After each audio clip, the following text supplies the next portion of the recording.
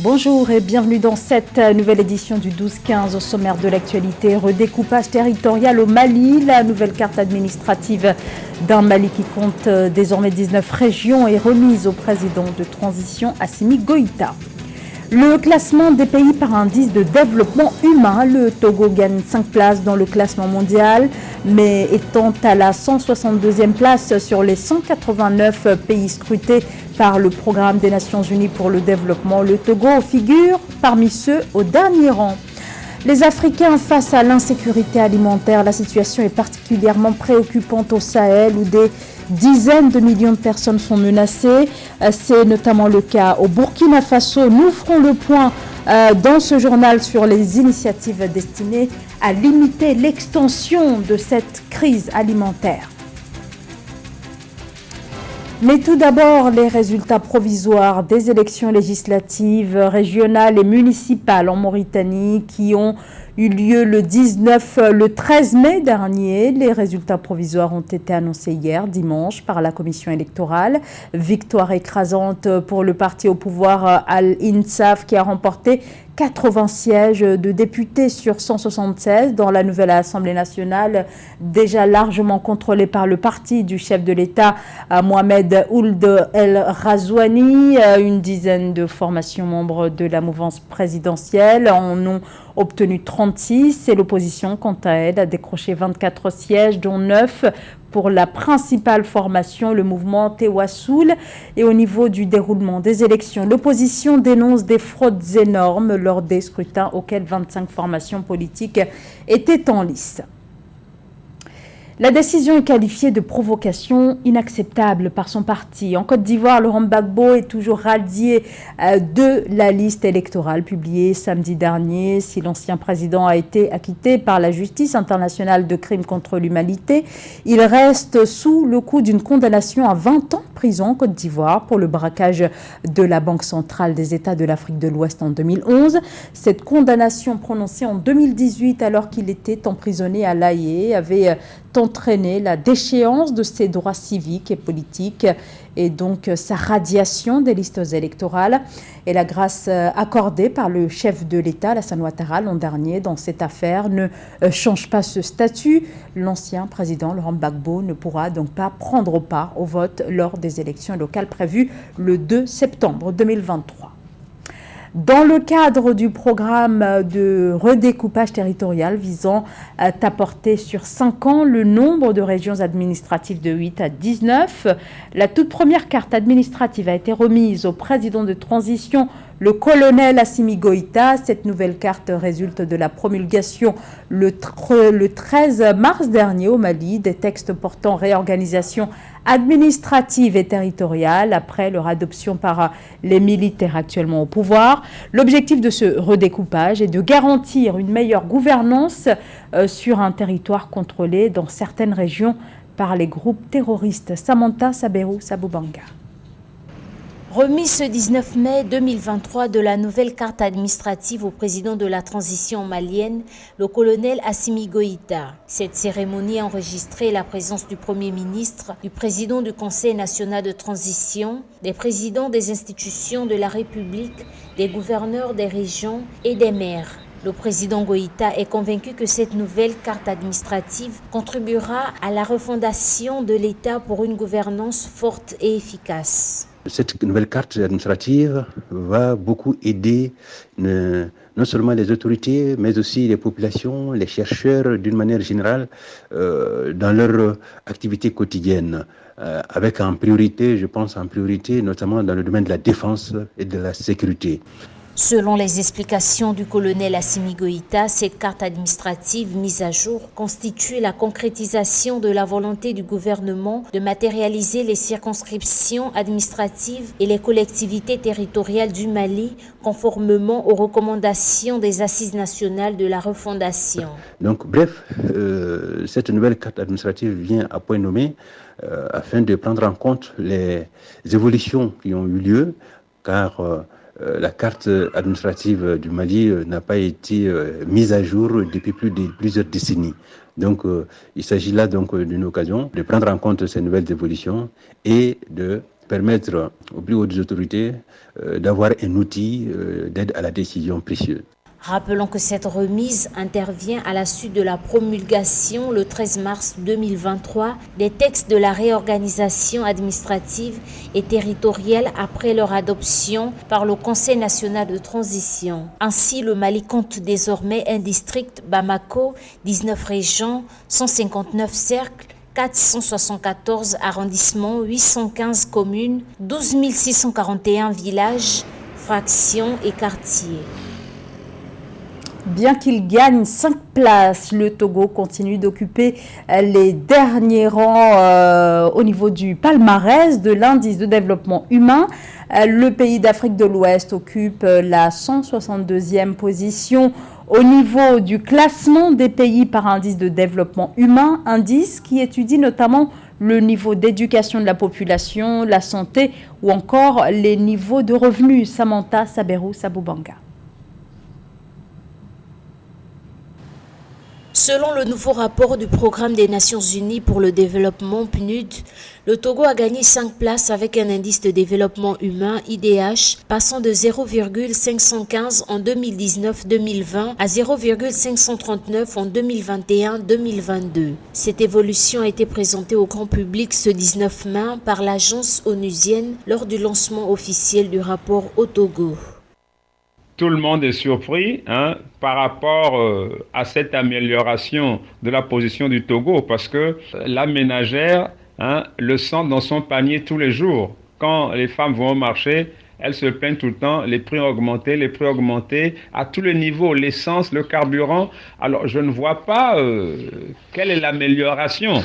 Peut-être que des gens se sont plus mal comportés à ce niveau que le Togo, mais concrètement, notre développement humain demeure difficile, très difficile.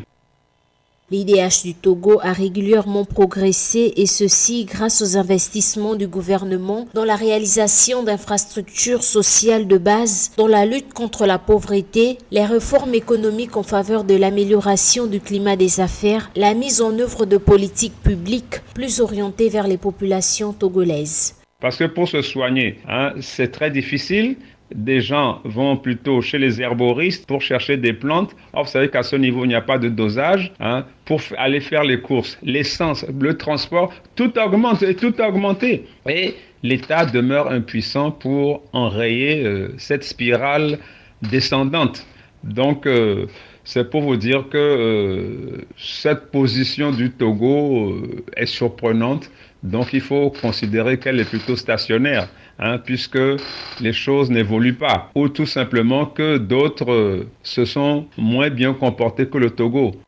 Le Togo se classe sur le plan mondial au 162e rang contre 167e au dernier rapport. Il occupe le 2e rang des pays de l'UEMOA, ceux derrière la Côte d'Ivoire, 159e. Malgré les progrès soutenus, le PNUD relève un niveau conséquent d'inégalité au niveau national, notamment au niveau du genre, où les femmes affichent un indice de développement de 0,497 contre 0,586 pour les hommes. La malnutrition concerne près de 300 millions de personnes en Afrique. La situation est grave car la crise est en passe d'atteindre son niveau le plus élevé depuis 10 ans, notamment en Afrique de l'Ouest. Dans la région du Sahel, ce sont au moins 5 millions de personnes supplémentaires qui sont en situation d'insécurité alimentaire grave. Le Burkina Faso figure parmi les pays les plus touchés. Joël Ballot. Au Burkina Faso, près de 3,5 millions de personnes, soit environ 16% de la population, sont susceptibles d'être en situation d'insécurité alimentaire aiguë en 2023, d'après le Réseau mondial sur les crises alimentaires. Face à cette situation, le gouvernement burkinabé a mis en place un plan de réponse et de soutien aux populations vulnérables d'un coût global de 215,3 milliards de francs CFA. Ce plan vise à soutenir les personnes les plus vulnérables afin qu'ils puissent avoir accès à une alimentation saine, variée, diversifiée. En outre, le plan a pour objectif d'améliorer l'accès à l'eau potable, aux intrants et aux équipements, petits équipements de production, mais aussi d'améliorer l'alimentation pour le bétail. Selon Denis Ouedraogo, ministre de l'Agriculture, ce plan contribue à l'atteinte des objectifs de production fixés pour la campagne agricole 2023-2024, lancée officiellement le 19 mai 2023. L'harmonisation de ce plan vient notamment soutenir les groupes ciblés à travers des actions d'assistance humanitaire, de protection des moyens de subsistance. Nous espérons qu'avec son adoption, des personnes et des institutions pourront accompagner le Burkina Faso pour boucler le budget afin d'apporter une réponse appropriée aux problèmes d'insécurité alimentaire et de malnutrition. Au vu du contexte sécuritaire difficile au Burkina Faso, l'Organisation des Nations Unies pour l'alimentation et l'agriculture, en guise d'accompagnement, a affirmé que plus de 365 millions de francs CFA seront mis à la disposition du gouvernement burkinabé. Cet apport vient soutenir la résilience des populations et renforcer les mécanismes d'assurance agricole. Au Tchad, le ministère de la Santé a lancé avec le soutien de l'ONG Médecins sans frontières une campagne de renforcement de la vaccination. Cette initiative vise à augmenter la couverture vaccinale parmi les populations les plus vulnérables. L'enjeu est de taille car il s'agit de réduire le risque de transmission des maladies que l'on peut encore éviter grâce à la vaccination. C'est un reportage de notre correspondant au Tchad, Mahamat Ramadan. Au Tchad, les autorités multiplient les campagnes de vaccination pour lutter contre les maladies récurrentes telles que la rougeole et la méningite. Le ministère de la Santé publique et de la Prévention compte ainsi rehausser la couverture vaccinale du pays pour prévenir les risques d'épidémie. Ces campagnes, qui se déroulent sur toute l'étendue du territoire, sont couplées de sensibilisation pour lutter contre les pesanteurs sociales hostiles à la vaccination. La vaccination, en plus du fait qu'elle sauve des vies, elle contribue directement ou indirectement à transformer l'économie, à transformer même les communautés. Et donc, les parents ont tout intérêt à amener leurs enfants à se faire vacciner, parce que quand un enfant n'est pas vacciné, évidemment, lorsqu'il souffre de tétanos ou lorsque la PFA l'attaque, évidemment, on se retrouve avec un enfant qui est paralysé. Aucun père, aucune mère ne se sent à l'aise de voir son enfant qui est paralysé. Ces campagnes, qui s'inscrivent dans le cadre de la Semaine africaine de vaccination, sont accompagnées par la distribution des moustiquaires aux populations rurales afin de prévenir le paludisme qui sévit chaque année pendant les saisons pluvieuses. Les enfants de 0 à 1 an sont particulièrement ciblés par les vaccinations pour prévenir la mortalité infantile. Parmi ces vaccins, il y a un vaccin, le BCG, qui permet de prévenir la tuberculose. Il y a le VPO qui permet de prévenir la poliomyélite. Il y a le pentavalent qui permet en réalité de prévenir 5 maladies, à savoir la diphtérie, la coqueluche, le tétanos. Il y a l'hépatite B, l'hémophilus influenza B. Nous avons également des vaccins qui nous permettent de prévenir des maladies telles que la rougeole, c'est le vaccin anti-rougeoleux. Pour rappel, la couverture vaccinale au Tchad est estimée à environ 80%. Les autorités en charge de la santé et leurs partenaires espèrent relever le taux vaccinal à 95% dans les 5 prochaines années pour protéger efficacement les populations contre les épidémies.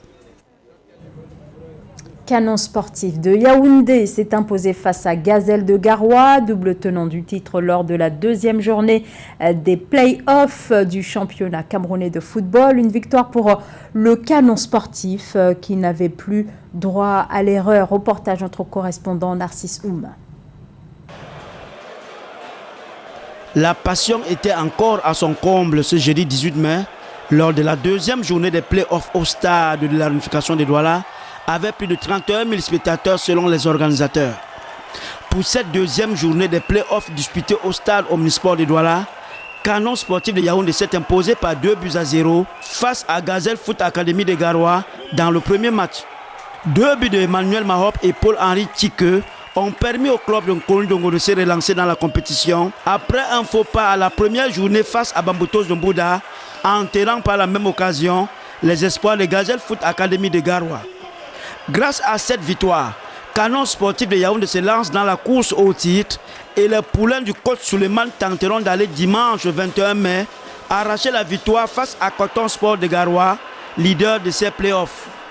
Le choc de la deuxième rencontre a tourné à l'avantage de Coton Sport de Garoua face à Bambutos de Mbouda par un score d'1-0. Sur le plan tactique, c'est le coach Bissek de Coton Sport de Garoua qui a remporté ainsi son défi face à Clément Aroga dans ce duel de Galactique entre Coton Sport de Garoua et Bambutos de Mbouda. Les matchs comme ce genre de match, je pense qu'il faut tactiquement et physiquement faut être en place. Donc c'est ce que nous avons essayé de faire pour les contrer. En effet, les poulains du coach Clément Aroga n'ont pas pu produire le football galactique qu'ils ont développé lors de la première journée contre le Canon Sportif de Yaoundé. Le bloc défensif de Coton Sport amené par le capitaine Chez Malone a contenu tous les assauts des joueurs de Bambutos et les attaquants ont été muselés par une défense de Coton au grand jour. Damen Bouba, bien servi par Patient Wassou, marque le unique but de la rencontre en seconde période. C'est un match difficile, c'est des matchs qui se jouent dans les détails. Vous avez vu ce but marqué par Coton, c'était des détails. Une inattention de ma défense et ça fait en sorte qu'ils ont pris un but.